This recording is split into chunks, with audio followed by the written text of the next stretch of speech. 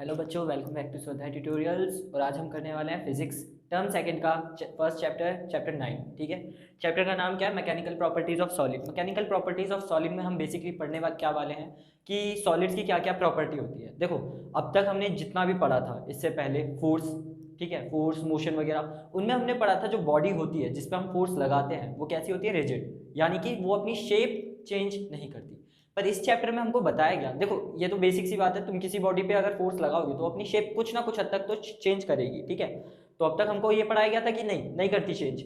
इस चैप्टर में हमको बताया जाएगा कि करती है चेंज और कैसे करेगी, और अगर चेंज हुई है तो वापस कैसे आएगी, ठीक है। तो ये चैप्टर पढ़ने से तुम लोगों को बहुत अच्छा आइडिया मिलेगा कि बेसिक वर्ल्ड में हमारी चीज़ें जो है वो कैसे फॉर्म होती है, कैसे डिफॉर्म होती है, क्या रिस्टोरिंग फोर्स होता है, इलास्टिसिटी क्या होती है, एक रबड़ को खींचा वापस छोड़ा तो वापस उसी शेप में जैसे फैली थी वैसे क्यों आ गई, एक्सेट्रा एक्सेट्रा, ठीक है। इस चैप्टर का ये बहुत बड़ा चैप्टर नहीं है, लेकिन सिविल इंजीनियरिंग वगैरह में इसके बहुत मायने हो जाते हैं। क्यों? क्योंकि इधर हमको बेसिक बताया जाता है सॉलिड्स की प्रॉपर्टी के बारे में, ठीक है, कि वो कितना स्ट्रेस ले सकती है, कितना स्ट्रेन हो सकता है, एक्सेट्रा एक्सेट्रा, ठीक है। तो देखो, आज का चैप्टर छोटा होने वाला है। इसमें हम क्या क्या पढ़ेंगे? हम चैप्टर के इंट्रोडक्शन के बारे में पढ़ेंगे कि चैप्टर हमको क्या बताने वाला है, कैसे बताने वाला है, एक्सेट्रा।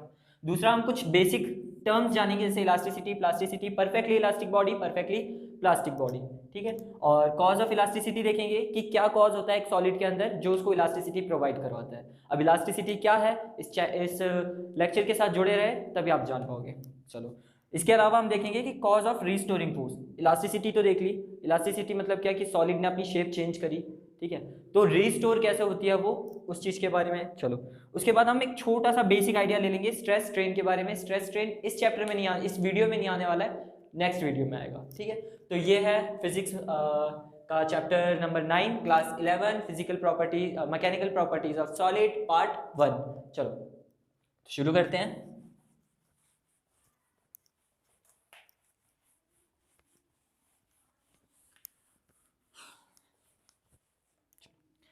तो सबसे पहली चीज जो मैं बताने वाला हूं वो है रिजिड बॉडी। अब देखो, रिजिड बॉडी क्या होती है, इस चैप्टर में एज सच तुमको रिजिड बॉडी की डेफिनेशन नहीं आएगी।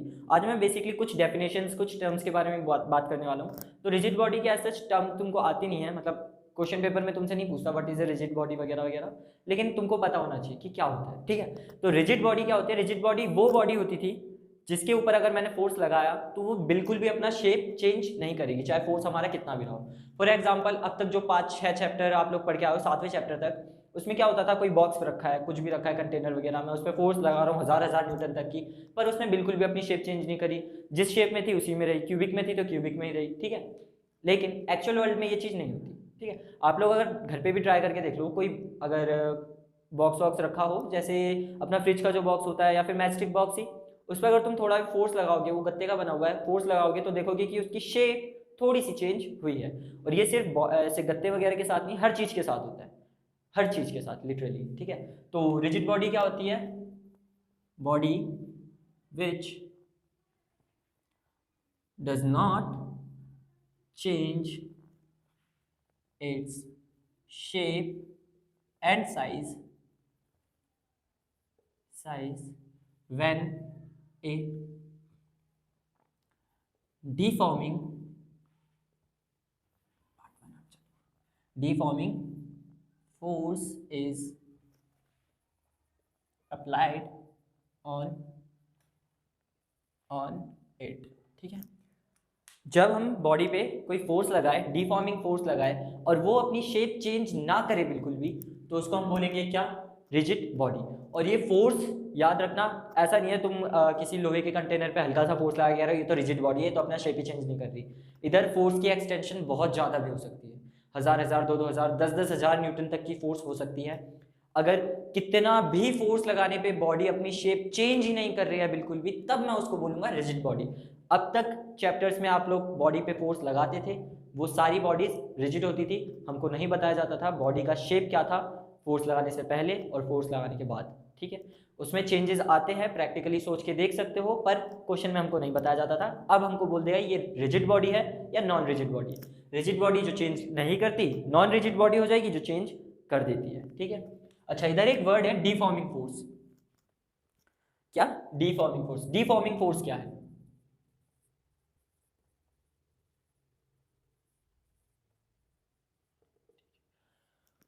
डिफॉर्मिंग फोर्स बेटा वो फोर्स होगी, मतलब जो भी फोर्स, कोई सी भी कैसी भी फोर्स जो हमारी बॉडी की शेप चेंज करने के लिए एबल है, रिस्पॉन्सिबल है या फिर कर सकती है, उसको मैं डिफॉर्मिंग फोर्स बोल दूंगा। डिफॉर्म करने का मतलब क्या होता है, उसका मेन जो स्ट्रक्चर है, उसका जो फॉर्मेशन है, उसको तोड़ना, उसको चेंज कर देना, ठीक है।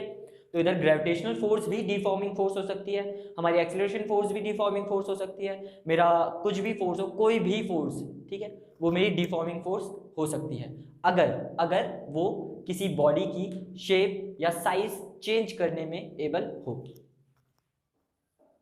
Force that can change size और शेप ऑफ ए बॉडी, और बॉडी से अच्छा मैं लिख दूं नॉन रिजिड बॉडी, ठीक है, क्योंकि देखो नॉन रिजिड होगी तभी उसकी शेप या साइज चेंज हो रही होगी, ठीक है। ये दो चीजें समझ में आई। डिफॉर्मिंग फोर्स क्या होता है, हर वो फोर्स जो बॉडी की शेप या साइज चेंज कर सकती हो।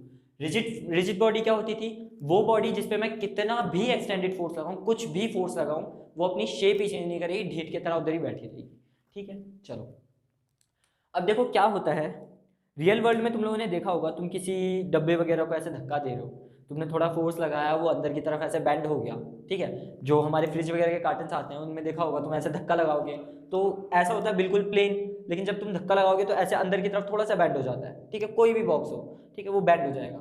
लेकिन जैसे ही तुम फोर्स हटाते हो, वो बॉडी जो है कुछ हद तक वापस बाहर आ जाती है, आती है। तो ये चीज होती है इलास्टिसिटी। अब इलास्टिसिटी क्या होता है, इसकी डेफिनेशन देख लो। इलास्टिसिटी की मैं दो डेफिनेशन लिखूंगा, बुक में तुमको एक ही दे रखे है मर्ज करके, लेकिन मैं दो देना चाहूंगा क्योंकि ये बहुत ही अच्छा सा हो जाता है, क्योंकि कई बार क्वेश्चन में ऐसे बोल देगा कि कंपेयर करने के लिए, उधर आप लोग सिर्फ एनसीईआरटी की डेफिनेशन से जाओगे तो एक बार को कंफ्यूज होकर गलत आंसर दे सकते हो, पर ये जो दो डेफिनेशन अगर अच्छे से दिमाग में आ जाएंगी तो इलास्टिसिटी में आप कंपेयर अच्छे से कर पाओगे। चलो देखो,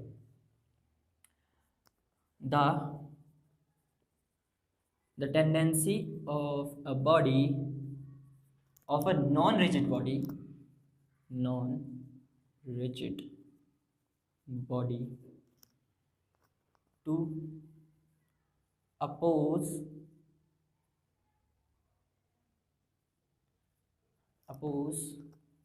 any deforming force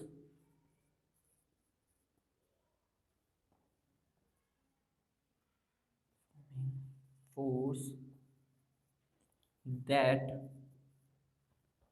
can change its size और शेप, ठीक है।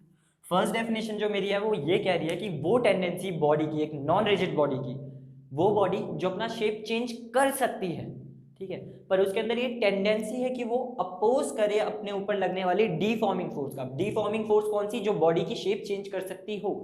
कोई बॉडी रखी है, कैसी बॉडी, नॉन रिजिड बॉडी, उस पर मैं फोर्स लगाऊं, वो बॉडी के अंदर, उस बॉडी के अंदर जितनी टेंडेंसी है मेरे लगाए हुए फोर्स को अपोज करने की, वो टेंडेंसी क्या होगी, इलास्टिसिटी, ठीक है। मान लो एक बॉडी है जिसपे मैं मान लो 1 न्यूटन का फोर्स लगाता हूँ, ठीक है, और 1 न्यूटन के फोर्स लगाने पे वो मेरे को अपोज कर रही है, और उसने 1 न्यूटन का फोर्स मेरा पूरा कैंसिल कर दिया, इसका मतलब है उसने मेरे 1 न्यूटन फोर्स को इलास्टिसिटी की वजह से कैंसिल कर दिया।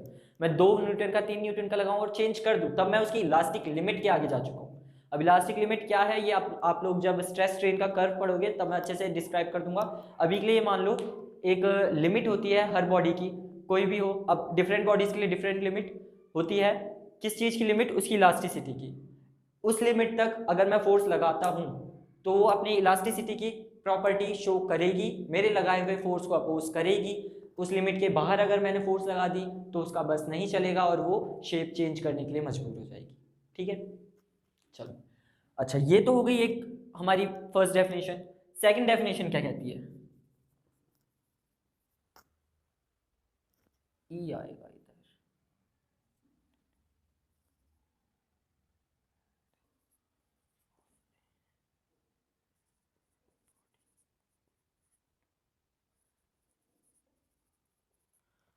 The tendency of a body to regain its original configuration after removal of deforming force. Its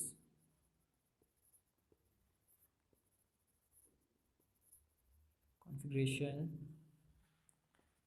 after removal of, थोड़ा सा बीच में कट हो गया था, मेरा गूगल असिस्ट अपने आप ही चालू हो गया था इस वजह से। चलो ठीक है, तो देखो सेकंड मेरी डेफिनेशन क्या बोल रही है इलास्टिसिटी की, the tendency of a body to regain its original configuration after removal of deforming force. First definition मेरे को ये बोल रही है कि मैं बॉडी पे फोर्स लगा रहा हूँ उसकी शेप या साइज चेंज करने के लिए, और बॉडी मेरे को अपोज कर रही है, वो है उसकी इलास्टिसिटी। लेकिन मान लो मैं बॉडी का शेप या साइज फोर्स लगा के चेंज कर ही देता हूँ, तब मेरी जो इलास्टिसिटी की डेफिनेशन है वो चेंज हो जाती है थोड़ी। अब वो बोलेगा the tendency of a body, कैसी बॉडी, रिजिड बॉडी, ठीक है, to regain its original configuration after removal of deforming force. अब क्या बोल रहा है, मैंने बॉडी की शेप या साइज चेंज कर दी, उसके बाद उस बॉडी की टेंडेंसी अपनी ओरिजिनल शेप या साइज में आने की, जब मैं डिफॉर्मिंग फोर्स हटा दूँ। मान लो कंटेनर रखा हुआ है, मैंने फोर्स लगाया, थोड़ा सा ऐसे था, बिल्कुल प्लेन था ऐसे, और जब मैंने फोर्स लगाया तो अंदर की तरफ थोड़ा सा बैंड हो गया, ऐसे हो गया, ठीक है, बैंड हो गया। जब बैंड हो गया और मैंने डिफॉर्मिंग फोर्स हटा दी, तब वो वापस आना चाहेगा, और ये जो वापस आने की टेंडेंसी उसकी ओरिजिनल कॉन्फ़िगरेशन में, उसकी ओरिजिनल शेप या साइज में आने की टेंडेंसी, वही होती है मेरी इलास्टिसिटी, ठीक है। चलो ठीक है, यही होती है क्या, मेरी इलास्टिसिटी। अब देखो इस चीज़ का बेस्ट एग्जांपल देना चाहूँ, घर पे तुम लोग ट्राई कर सकते हो, क्या करना, जो माचिस का डब्बा होता है, सबके घर में मिल जाता है, ठीक है, माचिस का डब्बा या फिर कोई और ऐसे डब्बा हो, उसको थोड़ा सा फोर्स देके दबाना, ठीक है। उसको दबाओगे तो तुम देखोगे कि उसकी जो शेप या साइज है वो चेंज हो जाएगी। जैसे तुम डिफॉर्मिंग फोर्स हटाओगे, क्या होगा, वो अपनी ओरिजिनल कॉन्फ़िगरेशन पे वापस आना चाहेगी। देखो मेरे पास इधर एक नोटबुक है, ठीक है, मान लो मैं इसको ऐसे फोल्ड करता हूँ, मैंने, ये इसकी ओरिजिनल कॉन्फ़िगरेशन है, मैं इसको चेंज करना चाहता हूँ, तो मैंने इस पर फोर्स लगाया। अब देखोगे तो थोड़ा फोर्स तुम्हारे हाथों में फील हो रहा होगा, ठीक है। ये जो फोर्स है पहला, जो इसकी शेप को चेंज होने से रोक रहा है, डिफॉर्मिंग फोर्स को अपोज कर रहा है, वो कौन सा है, ये वाला, अगेन इलास्टिसिटी। अभी लग रही है मेरी ये वाली टेंडेंसी, लेकिन डिफॉर्मिंग फोर्स हटाने के बाद जब ये अपनी ओरिजिनल कॉन्फ़िगरेशन पे वापस आना चाहेगी, तो ये जो टेंडेंसी है ना, डिफॉर्मिंग फोर्स हटाने पे अपनी ओरिजिनल कॉन्फ़िगरेशन पे वापस आने की टेंडेंसी, वो भी मेरी इलास्टिसिटी है, ठीक है। तो इलास्टिसिटी की दो डेफिनेशन, एक अपोज करना फोर्स को, दूसरा फोर्स लग गया है, चेंज हो गया हूँ, तो फोर्स हटने के बाद अपनी ओरिजिनल शेप या साइज पे वापस जाने की टेंडेंसी। इसके ऊपर क्वेश्चन आ जाता है, इनफैक्ट जेई में भी आ रखा है, ठीक है। क्वेश्चन कुछ इस टाइप के होते हैं, जैसे मान लो एक इलास्टिक है, एक इलास्टिक बैंड है और एक एल्युमिनियम की शीट है, एल्युमिनियम, स्टील, आयरन, किसी की भी शीट मान लो, ठीक है, प्लेन शीट है, ठीक है। अब अगर मैं दोनों पे फोर्स लगाता हूँ, इक्वल अमाउंट ऑफ फोर्स लगाता हूँ, तो किसकी इलास्टिसिटी ज़्यादा होगी, स्टील वर्सेस रबर, किसकी इलास्टिसिटी ज़्यादा होगी।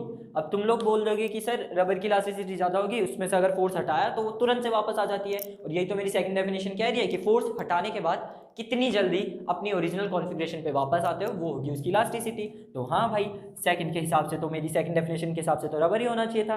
रबर से जैसी फोर्स हटाओगे वो अपनी ओरिजिनल कॉन्फ़िगरेशन पे आ जाएगा, पर तुमने अगर स्टील को मोड़ दिया तो वो तो मोड़ा ही रह जाएगा, ठीक है। लेकिन अब फर्स्ट डेफिनेशन देखो कि the tendency of a non rigid body to oppose any deforming force that can change its shape और साइज। अपोज करने की बात भी तो है।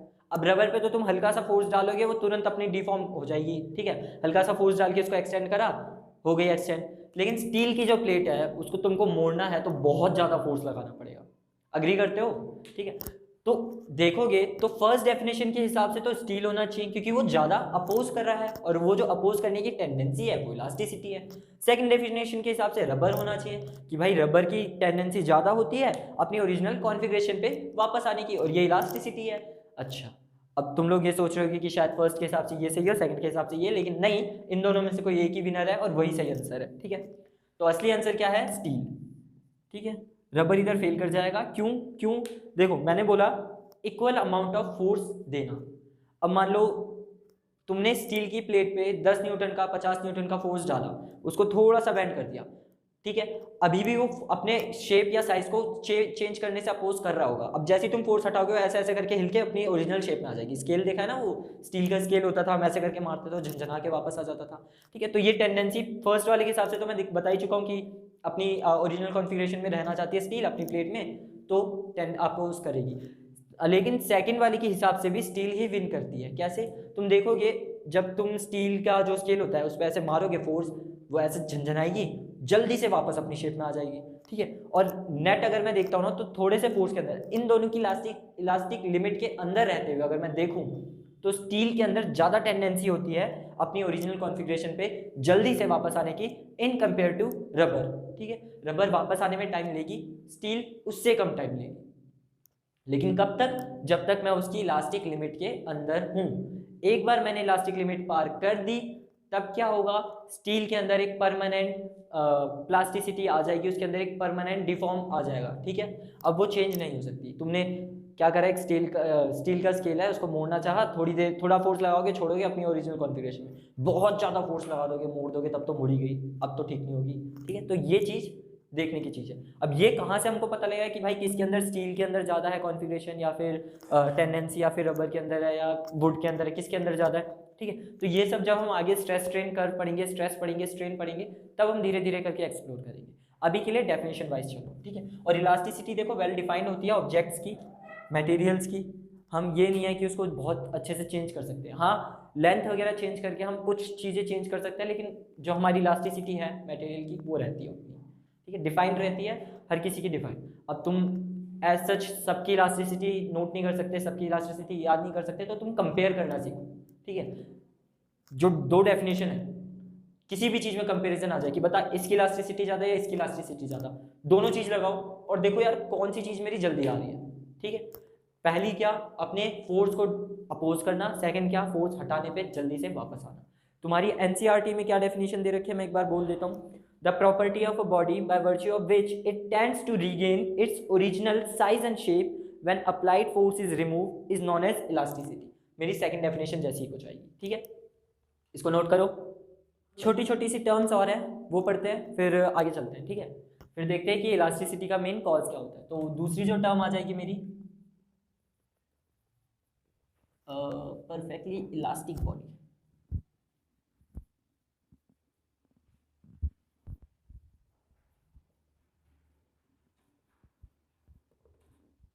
Perfectly elastic body,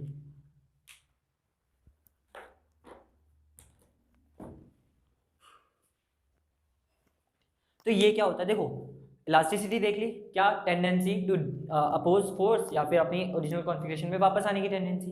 perfectly elastic body वो बॉडी होगी जो कि तुम कितने भी एक्सटेंड तक फोर्स लगाओ वो हमेशा अपनी ओरिजिनल कॉन्फ़िगरेशन को पूरी तरीके से एक्वायर करेगी। ठीक है, कितना भी फोर्स लगाओ, डिफॉर्मिंग फोर्स हटाया तो अपनी ओरिजिनल शेप, अपनी ओरिजिनल साइज को हमेशा एक्वायर कर लेगी। वो होती है plastic perfectly elastic body which can acquire its original configuration perfectly when deforming force is removed is perfectly elastic body। ठीक है, परफेक्टली इलास्टिक बॉडी। अच्छा चलो, ये हो गया। अगली जो टर्म आती है वो क्या आती है? Plastic body.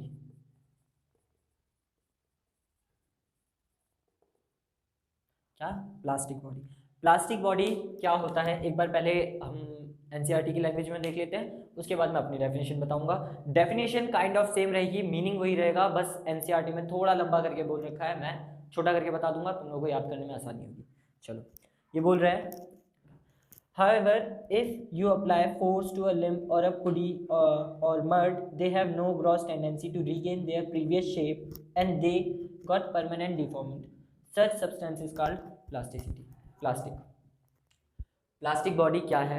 एनसीईआरटी के हिसाब से जो हमारी मड हो गई या फिर लंप हो गया, इन पे जब हम फोर्स लगाते हैं तो वो अपनी टेंडेंसी, अपनी ओरिजिनल कॉन्फ़िगरेशन नहीं पा पाते पूरी तरीके से, एक परमानेंट डैमेज आ जाता है, और वो होती है हमारी प्लास्टिक बॉडी। बिल्कुल सही बोला है, बस थोड़ा सा कॉम्प्लेक्स लिखा हुआ है, मैं थोड़ा शॉर्ट करके लिखना चाहता हूँ। क्या?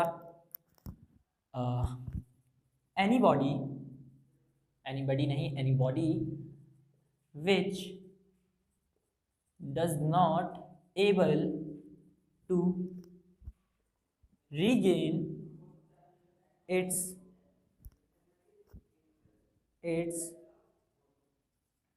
original configuration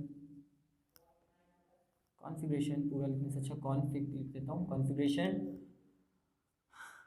and get some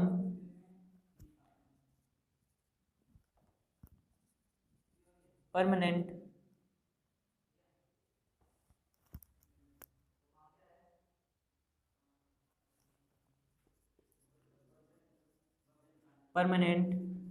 deformation is known as plastic body।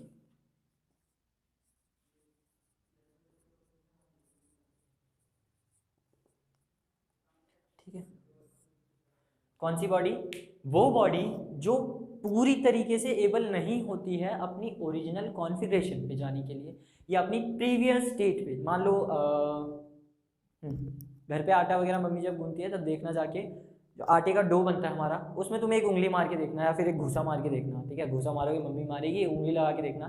तुम जितना फोर्स लगाओगे और फोर्स हटा दी, उंगली से दबाया उसको, दबाने के बाद जब फोर्स हटाओगे, उंगली हटाओगे अपनी, तो देखोगे जो आटा है वो थोड़ा थोड़ा तो ऊपर आया, लेकिन जैसा पहले था बिल्कुल वैसा नहीं हो पाया। उसके अंदर थोड़ा सा जो दबाव है, थोड़ी सी जो कैविटी बनी है वो बनी ही रह जाएगी। ठीक है, इस चीज़ को क्या बोलता हूँ मैं? Plastic body. ठीक है, वो ऑब्जेक्ट, वो बॉडी जिसके अंदर पूरी तरीके से टेंडेंसी नहीं होती अपनी प्रीवियस स्टेज पे जाने के लिए, अपनी प्रीवियस शेप साइज पे जाने के लिए, वो नहीं जा पाती। एनी हाउ, अब क्या रीज़न है थोड़ी देर में देखेंगे। वो बॉडी कहलाती है प्लास्टिक बॉडी। अब हमारे आसपास ज़्यादातर बॉडी प्लास्टिक बॉडी ही होती है। ठीक है, कोई भी देखो, लिटरली ज़्यादातर बहुत सारी चीज़ें ऐसी हैं जो परफेक्टली इलास्टिक बॉडी नहीं है। इलास्टिसिटी सब में होती है कुछ कुछ एक्सटेंट्स तक, परफेक्टली इलास्टिक बॉडी बहुत कम होती है। प्लास्टिक बॉडी आसपास हर जगह मिल जाएगी, प्लास्टिक से लेके गद्दे वगैरह तक कुछ भी। ठीक है, उसमें प्लास्टिसिटी होती है कुछ ना कुछ लिमिट तक। चलो आगे जाते हैं, एक छोटी सी डेफिनेशन और आ रही है, जैसे परफेक्टली इलास्टिक वैसे ही perfectly plastic body. Perfect plastic body, perfect plastic body, body which can't get, which is not able to regain its original shape या फिर size by any extent is known as plastic, perfect plastic body।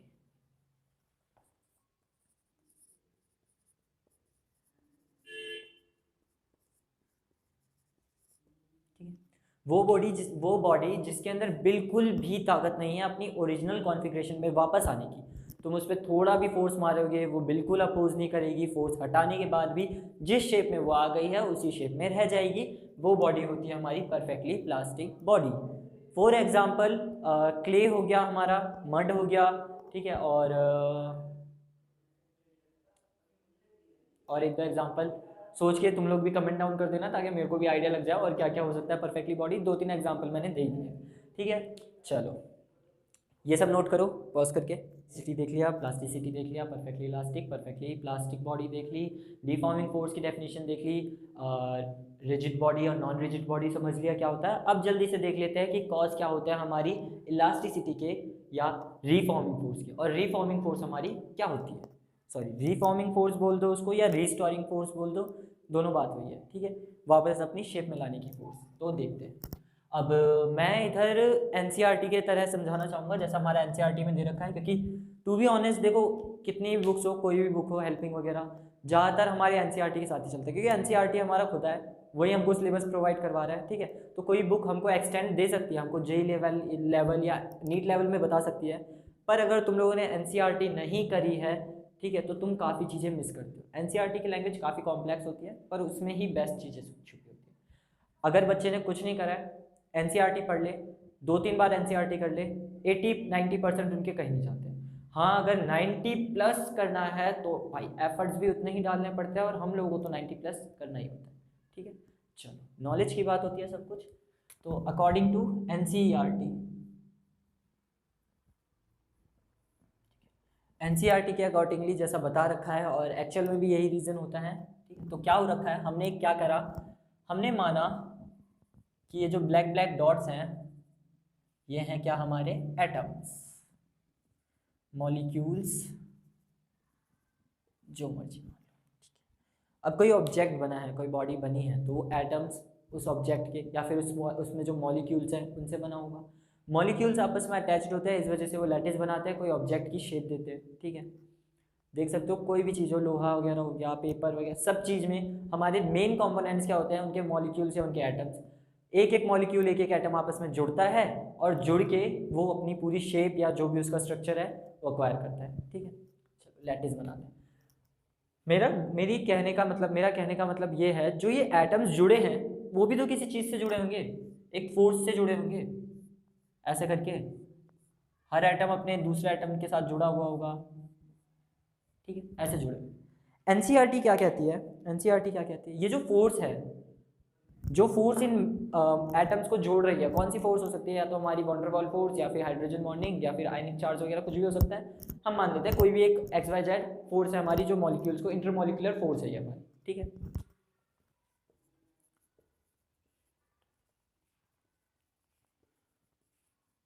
Intermolecular forces हैं, ठीक है।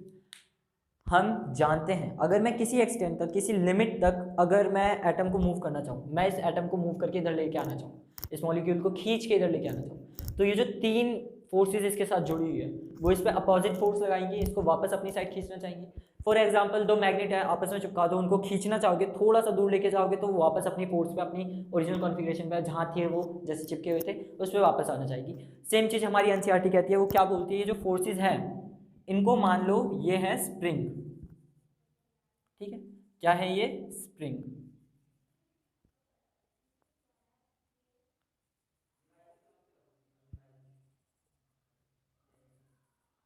जल्दी जल्दी spring बनाएंगे, spring पड़ा हुआ है ना, 5th चैप्टर से लेके 7th चैप्टर तक स्प्रिंग स्प्रिंग ही चल रहा होता है हमारा, घर पे मिलने वाला स्प्रिंग। तो ये जो फोर्सेस हैं वो क्या है, हमारी स्प्रिंग्स हैं। अब स्प्रिंग को तुम ऐसे खींचोगे, उसको एलोंगेट करोगे, और डिफॉर्मिंग फोर्स अपना छोड़ोगे अपनी ओरिजिनल कॉन्फ़िगरेशन पे, उसको कंप्रेस करना चाहोगे, दबाओगे, छोड़ोगे, फिर से अपनी ओरिजिनल कॉन्फ़िगरेशन पे। ऐसी हमारी एनसीईआरटी ने, हमारे साइंटिस्ट ने बोल दिया, ये जो इंटरमॉलिक्यूलर फोर्सेज है इनको मान लो ये क्या है, एक स्प्रिंग है, ठीक है। कोई भी एक मॉलिक्यूल पकड़ लो, मान लो ये वाला मॉलिक्यूल ले लेता हूँ, मैं इसको खींच के यहाँ तक लेके आना चाहता हूँ, ठीक है। तो क्या होगा, ऐसे करके मेरी ये फोर्सेस बन जाएंगी, ठीक है।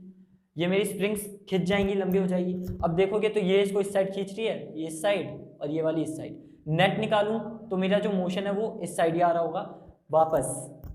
इस मॉलिक्यूल को पकड़ के मैंने पीछे खींचा, लेकिन जो स्प्रिंग फोर्सेस हैं, या यूं बोल दो इधर इंटरमॉलिक्यूलर फोर्सेस हैं, वो इसको वापस ले जाना चाहती है, ठीक है।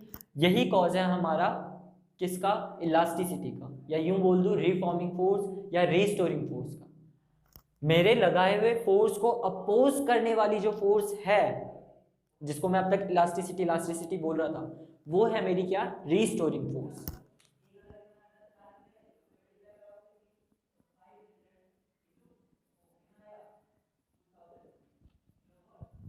The intermolecular force of a body which helps atoms slash molecules of that body to regain its original configuration or oppose the deforming force is restoring force। ठीक है, मेरे डीफॉर्मिंग फोर्स को अपोज करने वाला फोर्स होगा रीस्टोरिंग फोर्स, या यूं बोल दूं मेरी बॉडी को हेल्प करेगा जो फोर्स अपनी ओरिजिनल कॉन्फ़िगरेशन में वापस आने के लिए, वो होगी मेरी रीस्टोरिंग फोर्स। अगर न्यूटन के 3 लॉ पढ़े हुए हैं तो थर्ड लॉ हमको क्या बोलता है, every action has an equal and opposite reaction. मैंने फोर्स लगाई तो एक फोर्स और भी लगेगी, वो जो फोर्स होगी मेरे लगाए हुए फोर्स को अपोज करना चाहेगी, और यही फोर्स मेरी क्या होती है, रीस्टोरिंग फोर्स। ठीक है, अब देख सकते हो रीस्टोरिंग फोर्स उनके अंदर ज़्यादा होगी जिनके अंदर इंटरमॉलिक्यूलर फोर्सेस ज़्यादा स्ट्रांग होगी। क्यों? क्योंकि रीस्टोरिंग फोर्स जो है वो एक्चुअल में है क्या, इंटरमॉलिक्यूलर फोर्सेस के वजह से जो अंदर की तरफ फोर्स लग रही है वही तो है ना। अपने आप को रीस्टोर करने के लिए ये इंटरमॉलिक्यूलर फोर्सेस फोर्स लगा रही है। अब चलो मैं मान लो ये तो हो गया खींचने का एग्जांपल, ऐसे अगर मैं इसको अंदर कंप्रेस करता तो ये स्प्रिंग ऐसे कंप्रेस्ड हो जाते, ये वाला कंप्रेस्ड, ये वाला ऐसे खिंच जाता और ये वाला भी ऐसे खिंच जाता। तो नेट अब मैं देखता अब ये बाहर की तरफ आ रहा है, तो हर बार जब मैं ऐसे फोर्स लगाऊंगा रीस्टोरिंग फोर्स ऐसे लगेगा, मैं फोर्स को ऐसे लगाऊंगा रीस्टोरिंग फोर्स ऐसे लगेगा। तो मैं देख रहा हूँ हर बार ये मेरा अपोज कर रहा है। इंटरमॉलिक्यूलर फोर्सेस जिसमें ज़्यादा, रीस्टोरिंग फोर्स उसमें ज़्यादा, रीस्टोरिंग फोर्स जिसमें ज़्यादा उसके अंदर इलास्टिसिटी ज़्यादा। ठीक है, तो मैं ऐसे लिख सकता हूँ इंटरमॉलिक्यूलर फोर्सेस जिसमें ज़्यादा उसमें रीस्टोरिंग फोर्स ज़्यादा, और जिसमें रीस्टोरिंग फोर्स ज़्यादा उसमें इलास्टिसिटी भी ज़्यादा। ठीक है,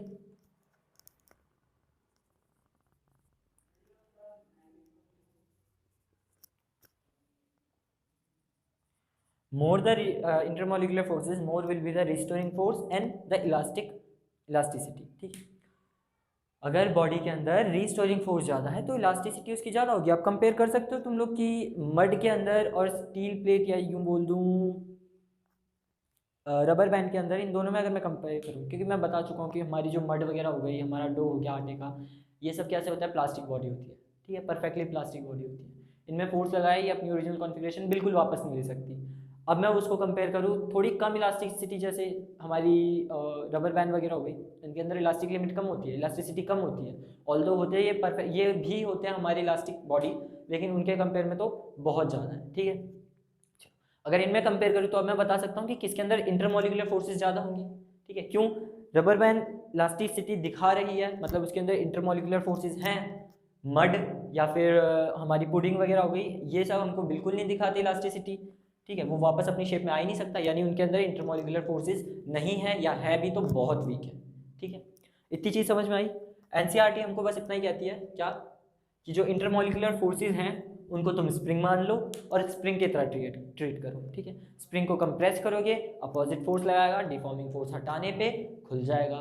उसको एलोंगेट करोगे, फिर से अपोजिट फोर्स लगाएगा, जैसे डिफॉर्मिंग फोर्स हटाओगे अपनी ओरिजिनल शेप में वापस आ जाएगा। और यही होता है हमारा कॉज रीस्टोरिंग फोर्स का, या यूं बोल दूं इलास्टिसिटी का। ठीक है, चलो नोट इट डाउन, हो गया। चलो तो अब देख लेते हैं स्ट्रेस और स्ट्रेन के बारे में हमको क्या पढ़ना है, जो कि मैं पूरा अगले चैप्टर में बताऊंगा, अभी बस ओरली बता रहा हूँ स्ट्रेस स्ट्रेन क्या होने वाला है, क्योंकि इंट्रोडक्शन के हिसाब से मेरे ख्याल से आधे घंटे की वीडियो बन चुकी है और इंट्रोडक्शन के हिसाब से थोड़ी लंबी है। तो ये बेसिक टर्म्स अपने दिमाग में बिठा लेना, क्योंकि आगे जाके यही सब घूमने वाली है वापस वापस वापस, तो अच्छे से आनी चाहिए। कोई डाउट हो कमेंट डाउन कर दो, अच्छी लगी वीडियो तो शेयर करो, लाइक करो, वैसे भी हमारे सब्सक्राइबर्स अभी कम है। ठीक है, तो सपोर्ट करो भाइयों। चलो देखते हैं, एक बार मैं बता देता हूँ क्या होता है स्ट्रेस स्ट्रेन। देखो क्या होगा, तुम किसी बॉडी पे अगर फोर्स लगाओगे तो एक पर्टिकुलर एरिया में, मान लो ये दो है, इन दो एटम्स को मैं खींचता हूँ तो ये जो स्प्रिंग है, स्प्रिंग स्ट्रेच होगी तो वो अपने ऊपर एक दबाव सा फील करेगी। अब मान लो तुम्हारे दोनों हाथ में बांध दूँ, और ऐसे करके खींचूं दोनों साइड से, तुमको एक बंदा इधर से खींच रहा है, दूसरा बंदा इधर से खींच रहा है, तो तुम देखोगे तुम्हारे हाथों में एक स्ट्रेस सा आ रहा है, ठीक है। स्ट्रेस क्या, एक फोर्स सी लग रही है, उसको खिंचाव महसूस हो रहा है, ठीक है।